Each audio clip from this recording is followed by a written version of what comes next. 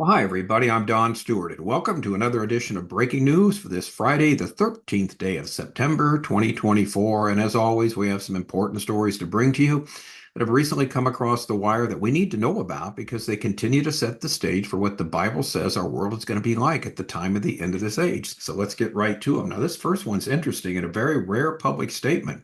Hamas's leader Sinwar vows to continue fighting until the occupation is swept away. In other words, he's never going to quit, never stop fighting. This is not a surprise. Israeli military correspondent said not all the tunnels blocked on the Egyptian side as IDF claimed. In other words, there are a bunch of tunnels still on the Egyptian side of the border that have not been blocked. Foreign Minister Katz includes the UN foreign policy chief of cozying up to Iran after he participates in a Palestinian state conference. And the UK's Starmer, along with Canada's Trudeau, are trying to pressure Joe Biden to escalate with Russia, despite Putin warning of war with NATO. With friends like this, who needs enemies, right? All right, let's get to the headlines. Headline number one, Hamas leader Sinwar vows to continue fighting until the occupation is swept away. Since October 7th, Yahya Sinwar, the chief architect of the Hamas invasion and terror attack in Israel, and the Palestinian terror group's newly installed top leader, has kept a low profile while IDF special forces have continued to chase him through the tunnels beneath the Gaza Strip.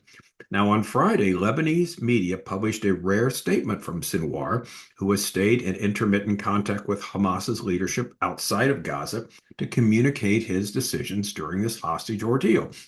Negotiations, but they have largely refrained from commenting on the war. Sinwar declared that Hamas would continue to stand firm against Israel and remain loyal to the blood of the martyrs, was quoted as saying. He added that the terror group would continue its resistance until the expulsion of the occupation from our land and the establishment of independent Palestinian state with Jerusalem as its capital. Now, his statements are part of a telegram reportedly sent to Hezbollah leader Hassan Nasrallah, thanking him for his support and expressing condolences for the death of Sinwar's predecessor, former Hamas political leader Ismail Haniyeh. Haniyeh was killed, as we all know, in Iran, and he was remembered by one of the most honorable historical battles of our people. Sinwar told Nasrallah, thanking him for his solidarity that was expressed in blessed action on the front lines of the resistance axis.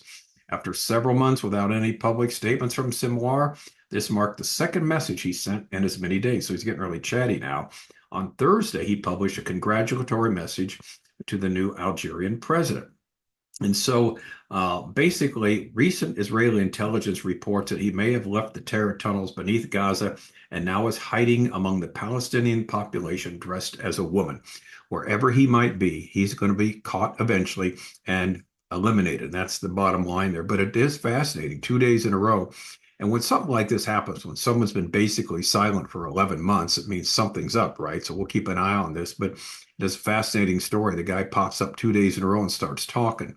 Who knows what's going on? We will see. I'll keep you posted, of course. All right, now this next story is fascinating. It's not surprising, though. An Israeli military correspondent says not all tunnels are blocked on the Egyptian side, as the IDF claims. Mako military correspondent Shai Levy reports that some of the tunnels located in the Philadelphia corridor were not blocked on the Egyptian side, as the IDF spokesperson published.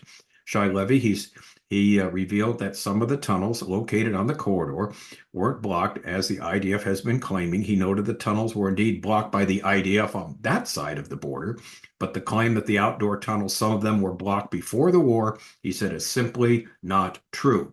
He wrote that the IDF and the defense establishment do not want you to know that the publication by Brigadier General Yitzhak Cohen and the IDF statement about the tunnels under Philadelphia was false. Not all tunnels were blocked. They know, and I know. Earlier, he wrote a tweet on the subject, but it was deleted at the result as the request of sources whose names he did not specify. Now, yesterday, the IDF spokesperson unit announced that the 162nd Division has dismantled the Hamas Rafah Brigade and destroyed approximately 13 kilometers of underground tunnel routes. Over 200 underground tunnels were located in the area of the Philadelphia corridor. According to the IDF, 9 tunnels that were found crossed into Egyptian territory, but were found to be blocked and unusable, a claim contradicted by Shai Levy. following the IDF spokesperson's claim. Haaretz reported that the security establishment is unaware of any Hamas plot to smuggle hostages through the Egyptian border, as Prime Minister Netanyahu has warned. Now, the bottom line in all this, Egypt has not been friendly or helpful at all from the very beginning to Israel. When Hamas, first of all, let's go through the history. Israel, through Ariel Sharon, gave Gaza to the Palestinians. The Palestinian Authority held an election. Hamas won the election, and Hamas has been ruling ever since. Remember, their charter calls for the destruction of Israel. So immediately, what did they do? They had these tunnels dug that went back and forth through Egypt to smuggle weapons, this and that. And from what we were told with a previous article that we dealt with, what they did, they paid a very high price to the Egyptian authorities in bribery to allow this to happen. In other words, it's very lucrative for these high officials in the Egyptian government to allow all this smuggling going on. So the Egyptians continue to lie about, whether the tunnels were sealed up or not. The good news is they're sealed up on the Israeli side or the Gaza side, if not the Egyptian side. So they cannot be gotten to. And so this is what's going on. But it is sad because more and more as we get into this, we see Egypt is not a friend of Israel. Lebanon is not a friend of Israel. In fact, Israel has no friends. That's the bottom line. The U.S. is certainly not a friend any longer. And what the Bible tells us at the time of the end of the age, sign 21 of our 25 signs, we're near the end, Israel will have nobody in the world. It's really interesting how the book of Zechariah puts it. In one few short verses, it talks about the regional nations are all against them. Then it goes on to say the entire world is against Israel. Interesting, because that's what it's coming to. So we're not surprised we see this happening from Egypt. Now, the good news is there's going to be quite the revival in Egypt. Egypt will be, still a place where they worship would be a place where they worship the Lord in the kingdom age. Egypt has always had about 10% of the population as Coptic Christians. So they've had Christianity there the whole time of its existence. And so they've done very, very well that way. And so interesting, though, the leadership of course, has nothing to do with this. And so, again, another story, Israel on the short end of the stick. All right, now, speaking of that, this one's even worse. Foreign Minister Katz accuses the UN foreign policy chief of cozying up to Iran after he participates in Palestinian state conference.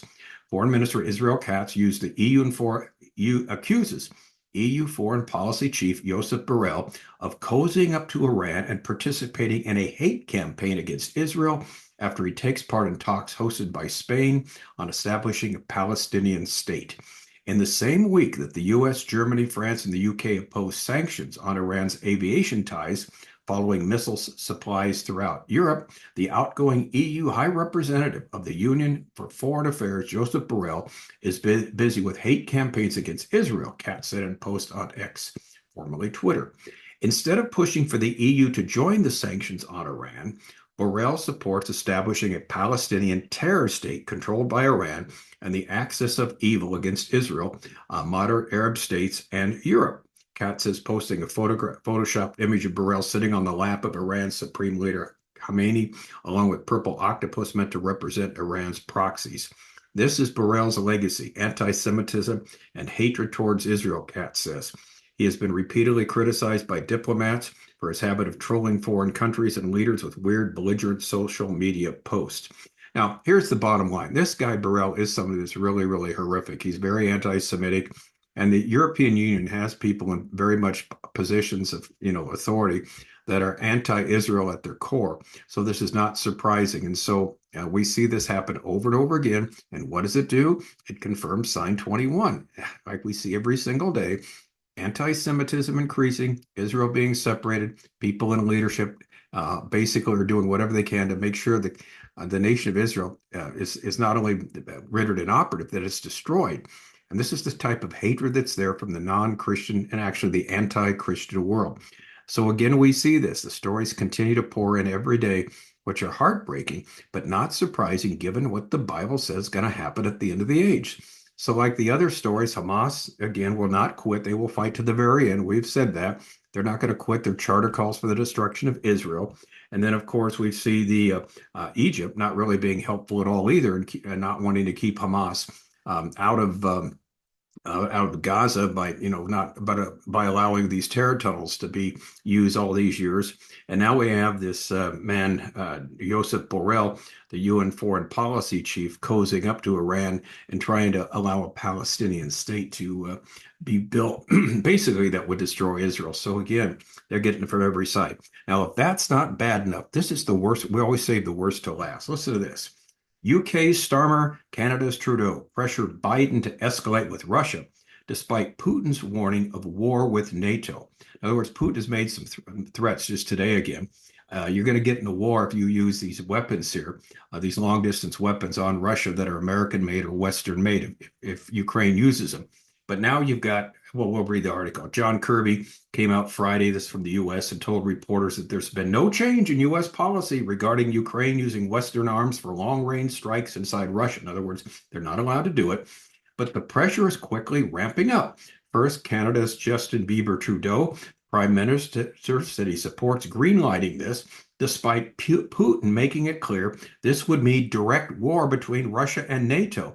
And now the UK Prime Minister, Keir Starmer, is coming out in support. According to breaking report in the Wall Street Journal, UK Minister Keir Starmer is expected to urge President Biden on Friday during a visit to Washington to sign off on allowing Ukraine to use long-range European-made cruise missiles to strike targets deep inside Russia, according to U.S. and Western officials. A decision to lift the ban on Kiev using the Storm Shadow missile, which can hit targets 155 miles away, to fire into Russia would be a major win for Ukraine, which has been urging Western countries for months to loosen restrictions on long-range weapons. Yes, Zelensky has been especially begging for this, but we highly doubt a win will follow, especially given, as we detail below, that Putin still holds many of the cards, and we would likely escalate attacks on Kiev in a big way.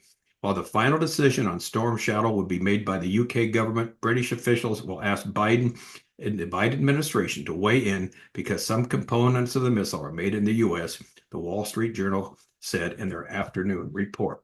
So basically, you have these leftist leaders of countries, Justin Bieber, Trudeau in Canada, and Starmer, the new Labour leader in the UK, wanting Ukraine to have these weapons, these long-range Western weapons, that if they do use them, Vladimir Putin has threatened to go to war against these countries. In fact, Putin made it real clear. He said, I got a bomb that could destroy London in a second if you want to do that. You want to play that game.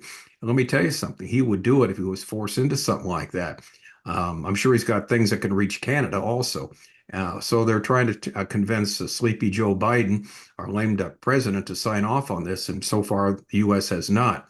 And they make it clear they don't want to. But can you imagine how crazy this is?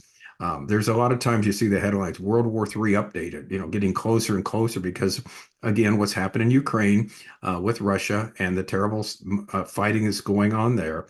And it seems to be an endless war, but also it's getting very dicey with these weapons now that Ukraine has and can use, but are not allowed to use.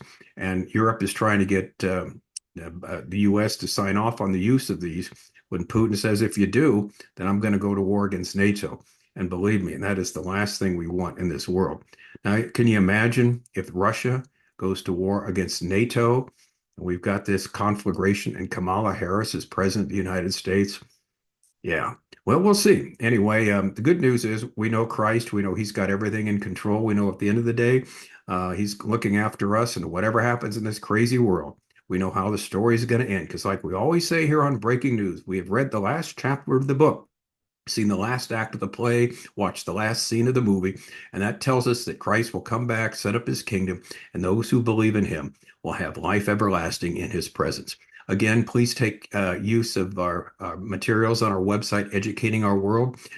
They're all free, 65 books for free download, 12 on Bible prophecy, and the books are on 11 different biblical subjects, and it's very thorough, but it's all there for your use and edification, so please take advantage of it. All right, that's the latest, and some, again, crazy stories this hour, isn't it? With all these attacks on Israel and then the possible worry with Russia. All right, anyway, I'm Don Stewart. Thank you so much for watching. Until next time, as always, may the Lord richly, richly bless.